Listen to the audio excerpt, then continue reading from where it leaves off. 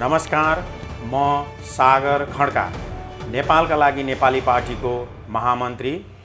म आगामी मङ्सिर 4 गते हुन लागिरहेको प्रतिनिधि सभा र प्रदेश सभाको निर्वाचनमा काठमाडौँ निर्वाचन क्षेत्र नम्बर 5 बाट प्रतिनिधि सभा सदस्यको उम्मेदवारको दावेदार।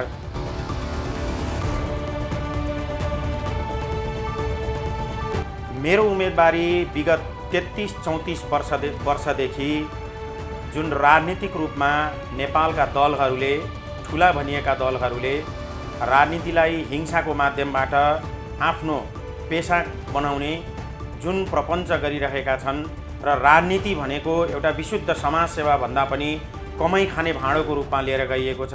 राजनीतिलाई सेटिङबाट गर्ने, राजनीतिलाई भ्रष्टाचारीहरूको अखडा बनाउने जुन कार्यहरू गरिराखिएको छ र जुन देशलाई अत्यन्तै कठिन घडीबाट नेपाल आमालाई प्रसव पीडामा भन्दा पनि अत्यन्तै ठुलो पीडामा दिने काम गरिएको छ, त्यो पीडाबाट उन्मुक्ति गराउनका लागि मेरो उम्मेदवारी हो।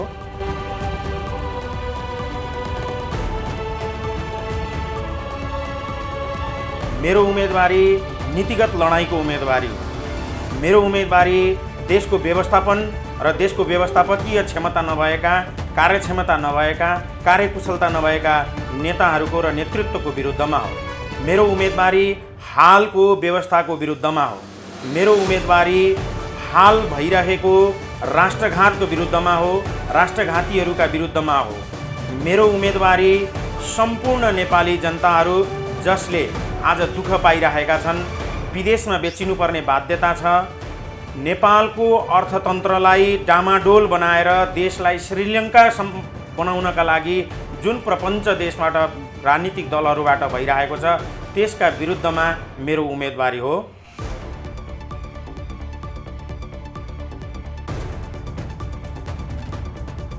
शासकीय प्रणालीमा सुधार, धार्मिक सहिष्णुता सहितको सनातन हिन्दू अधिराज्यको स्थापना, प्रत्यक्ष निर्वाचित प्रधानमन्त्री, संसदको सङ्ख्या 115 जना बनाउने, मन्त्रीहरूको सङ्ख्या 11 देखि 15 जना बनाउने, सङ्घीय संरचनालाई व्यवस्थित गर्नका लागि, खर्चिलो र बोझिलो नबनाउनका लागि प्रदेशलाई खारेज गर्ने, पञ्चायत कालदेखि हालसम्म सत्तामा बसेकाहरूको सम्पत्ति छानबिन गरी उच्च ओहदाका र उच्च पदस्थ व्यक्तिहरूको सम्पत्ति छानबिन गरेर त्यसरी छानबिन गरेर आएको सम्पत्तिलाई विकास निर्माणमा, गरिबी निवारणमा, सुकुम्बासी समस्या समाधानमा, वृद्धहरूको स्वास्थ्य उपचारमा र महिला सशक्तिकरणमा लगाउनका लागि।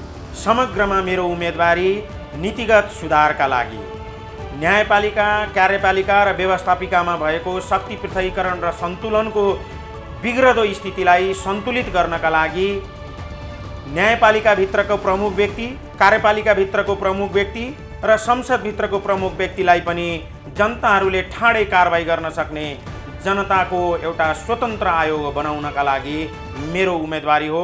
र व्यवस्थापकीय सुधार, शासकीय सुधार, सिस्टमेटिक फेलियर हुन लागेको यो सुधारका लागि मेरो उम्मेदवारी हो। कूटनैतिक सुधार, आर्थिक सुधार, शैक्षिक सुधार र सामाजिक सुधारका लागि मेरो उम्मेदवारी हो। भ्रष्टाचारको अन्त्य गर्नका लागि, राष्ट्रियताको संरक्षण गर्नका लागि, सामान्यिक सिद्धान्तका लागि मेरो उम्मेदवारी हो। सम्पूर्ण नेपाली जनताहरूलाई मेरो चुनाव चिन्ह, हाम्रो पार्टीको चुनाव चिन्ह शङ्ख छापमा भोट हालेर अत्याधिक बहुमतले विजयी गराइदिनुका लागि म हार्दिक अनुरोध गर्दछु।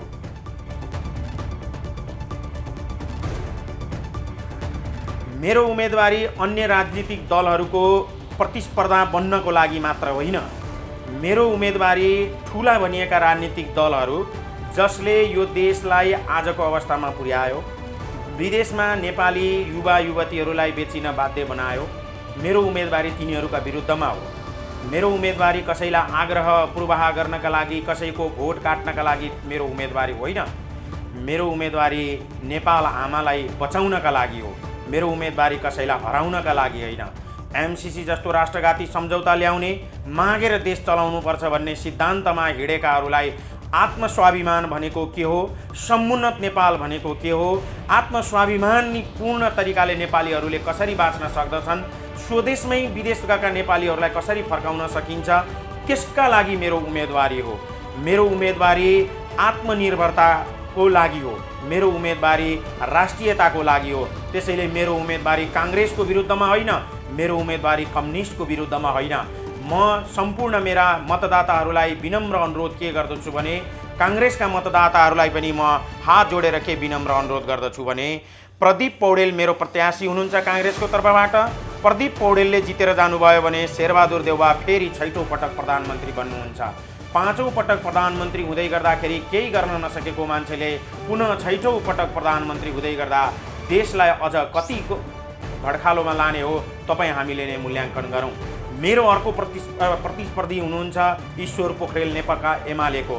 ईश्वर पोखरेललाई मत दिँदै गर्दा तपाईँले एउटा कुरा सोच्नुहोला, नेपालको कम्युनिस्ट आन्दोलनका प्रखर व्यक्ति हुनुहुन्छ उहाँ। म उहाँलाई त्यो रूपमा सम्मान गर्छु, तर उहाँको दलले 2/3 बहुमतलाई त संरक्षण गर्न सकेन भने अब उहाँलाई दिइएको जुन मत हुन्छ र उहाँको विजय भयो भने फेरि नेपालको कम्युनिस्ट आन्दोलन समाप्त हुन्छ। त्यस कारणले गर्दा उहाँ पछाडिका पुस्ताहरूलाई अब नेपालको कम्युनिस्ट आन्दोलन हाँक्नु छ भने ईश्वर पोखरेललाई भोट नदिएर त्यो भोट मलाई दिनुहुन्छ भन्ने मैले ठानेको छु। त्यस कारणले मेरो उम्मेदवारी भनेको काङ्ग्रेस एमालेका दोस्रो दर्जाका प्रतिस्पर्धी प्रत्याशीहरूका लागि पनि भोलिको दिनमा 5 वर्ष पछाडि फेरि उनीहरूका लागि राजनीतिक सुरक्षित गर्नका लागि हो। त्यस कारणले गर्दा भ्रष्टाचारको अन्त्य गर्नका लागि सम्पूर्ण मतदाताहरूले एउटा मात्रै चुनाव चिन्ह शङ्ख छापमा भोट हाल्नुहोला। हाम्रो पार्टीको अध्यक्ष, नेपालका लागि नेपाली पार्टीको अध्यक्ष राष्ट्रवादी व्यक्तित्व बालकृष्ण न्यौपाने, जसले महाकालीको सन्धि, टनकपुरको सन्धिमा नेपालको हक कायम गराउनुभयो।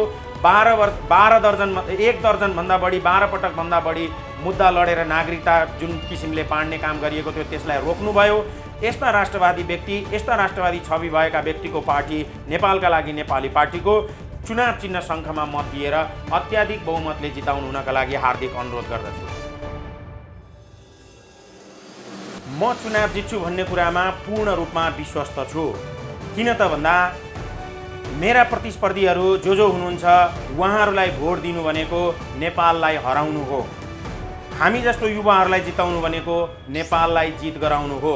यदि मतदाताहरूलाई नेपाललाई हराउनु छ, नेपाली युवा युवतीलाई बेच्नु छ, एमसिसी जस्तै राष्ट्रघाती सम्झौता ल्याएर विदेशीहरूको क्रीडा स्थल नेपाललाई बनाउनु छ, नेपालको धर्म, कल कारखाना, उद्योग धन्दा सम्पूर्ण रूपमा नष्ट गर्नु छ भनेदेखि मेरो प्रत्याशीहरूलाई भोट जान्छ।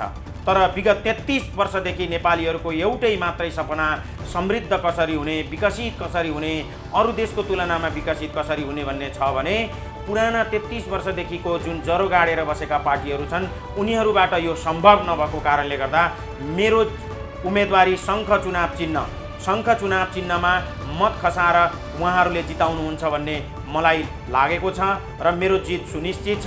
किनभने मेरो जित भनेको नेपालीहरूको जित हो, मेरो जित भनेको नेपाल आमाको जित हो र मेरा प्रत्याशीहरूको हार भनेको नेपाल विरोधीहरूको र राष्ट्रघातीहरूको हार हो। त्यसैले म चुनाव चिन्ह शङ्खमा अत्याधिक मत आउँछ भन्ने कुरामा एकदम ढुक्क छु। काठमाडौँ निर्वाचन क्षेत्र नम्बर 5 का मतदाताहरूलाई मेरो हार्दिक अपिल। यस निर्वाचन क्षेत्रमा विगतका वर्षहरूमा चुनावमा मदन भण्डारी उठ्नुभयो, उहाँलाई पनि तपाईँले जिताएर पठाउनुभयो। त्यहाँ पछाडि विभिन्न उम्मेदवारहरू उठ्नुभयो, उहाँहरूलाई पनि तपाईँले जिताएर पठाउनुभयो। नरहरि आचार्यलाई तपाईँहरूले 2 पटक चुनावमा जिताएर पठाउनुभयो। योभन्दा अगाडि ईश्वर पोखरेललाई चुनावमा जिताएर पठाउनुभयो। जसलाई तपाईँहरूले मत दिनुभयो, तर आज देश अत्यन्तै दयनीय अवस्थामा उनीहरूले नै पुर्याए। उनीहरूकै दलले देशलाई अत्यन्तै सङ्कटपूर्ण अवस्थामा पुर्याए। आज देश नै रहने हो या नरहने हो त्यो साँधमा परिरहेको यस अवस्थामा अब सम्पूर्ण मतदाताहरूले शङ्ख चुनाव चिन्हमा मतदान गरेर नेपालका लागि नेपाली पार्टीलाई जिताउनुहुन्छ भन्ने म पूर्ण विश्वस्त छु। काठमाडौँ निर्वाचन क्षेत्र नम्बर 5 का जनताहरूको मैले नजिकबाट बुझ्दै गर्दाखेरि काठमाडौँभित्र केही मात्रामा सडकहरू बने तापनि बुढा नीलकण्ठ र टोखा साइडमा अहिले पनि सडकहरूको स्थिति हेर्ने हो भनेदेखि लगभग ढुङ्गे युगको जस्तो स्थिति छ। अहिले पनि त्यहाँका धेरैजसो मानिसहरू कृषि पेसामा आधारित हुनुहुन्छ, तर मल बिउ नपाएर आफ्नो कृषि पेसालाई लगभग छोड्नुपर्ने अवस्थामा हुनुहुन्छ। सम्पूर्ण जो कृषि पेसामा लागेका युवा युवतीहरू, घर परिवारका मान्छेहरू हुनुहुन्थ्यो, आज ती विस्थापित भएर विदेशमा काम गर्न जानुपर्ने बाध्यतामा हुनुहुन्छ।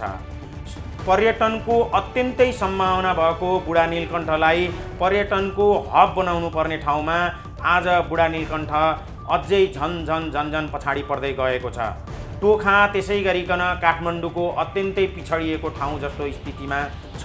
त्यसैले सम्पूर्ण निर्वाचन क्षेत्र 5 का जुन मतदाताहरू हुनुहुन्छ, बुढा नीलकण्ठका मतदाताहरू, टोखाका मतदाताहरू र काठमाडौँका मतदाताहरू, जो काठमाडौँका मतदाताहरूलाई विश्वले हेरेको छ, नेपालले मात्र होइन विश्वले हेरेको छ, उहाँहरूले यहाँबाट केही परिवर्तन दिने सङ्केत गर्नुभयो भनेदेखि यो परिवर्तनको सङ्केतले देशैभरि लहर जान्छ।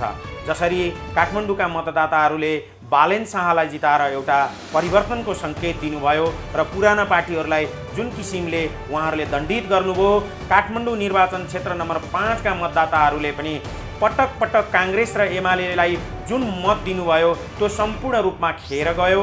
अब तपाईहरूले यसभन्दा बाहिर निस्किएर, अब त्यो चुनाव चिन्हभन्दा बाहिर निस्किएर शङ्ख चुनाव चिन्हमा मतदान, गोलाकार भित्रको शङ्ख चुनाव चिन्हमा मतदान गरेर अब तपाईहरूले वास्तवमै काठमाडौँ सचेत नागरिकहरू बस्ने एउटा सहर हो, यहाँ पढे लेखेका मान्छेहरू बस्छन्, यो परिवर्तनको सङ्केत दिने र संसारमा एउटा उदाहरणीय व्यवहार प्रस्तुत गर्ने मान्छेहरू बस्ने सहर हो भन्ने उदाहरण दिनुहुन्छ भन्ने कुरामा म विश्वस्त छु। त्यस कारणले गर्दा सम्पूर्ण मतदाताहरूलाई आगामी मङ्सिर 4 गतेको निर्वाचनमा शङ्ख चुनाव चिन्हलाई ढुक्कका साथ, निर्धक्कका साथ 20 वर्ष पछाडिको तपाईँका छोराछोरीहरूको भविष्यलाई छातीमा हात राखेर निर्धक्क भएर शङ्ख चुनाव चिन्हमा भोट दिनुका लागि हार्दिक अपिल गर्दछु। सबैभन्दा महत्त्वपूर्ण कुरो, जसरी हाम्रो शरीरको महत्त्वपूर्ण अङ्गको रूपमा मस्तिष्कलाई लिइन्छ, मस्तिष्क भएन भने शरीर एउटा मरेतुल्य हुन्छ। त्यसै गरी राज्य सञ्चालन गर्नका लागि सही नीति चाहिन्छ। सही नीति भएन भने राज्यका तल्लो तहसम्मका कुनै पनि इकाइहरूले काम गर्न सक्दैनन्। मेरो उम्मेदवारी भनेको नीतिगत सुधारका लागि हो। त्यसैले म मुहान सफा गर्नका लागि आएको हो। मुहानलाई सफा गरिसके पछाडि विकास निर्माण भन्ने कुरा यो अटोमेटिक हुने कुराहरू हुन् र विकास निर्माण त्यस पछाडि आफसे आफ हुने कुरा हो। जस्तै अमेरिका कसरी अमेरिका बन्यो त भन्दा उनीहरूले राम्रो नीति बनाए, नीति चलाउने वा त्यसलाई ड्राइभिङ गर्ने मान्छे राम्रो लिएर गए र त्यो नीतिलाई ड्राइभिङ गर्ने मान्छे राम्रो भइसके पछाडि उनीहरूले क्रमिक रूपमा विकासहरू गर्दै गए। यसै गरी नै बेलायतमा पनि त्यही कुरा भयो, युरोपका धेरै देशहरूमा भयो, मलेसियामा पनि त्यस्तै भयो।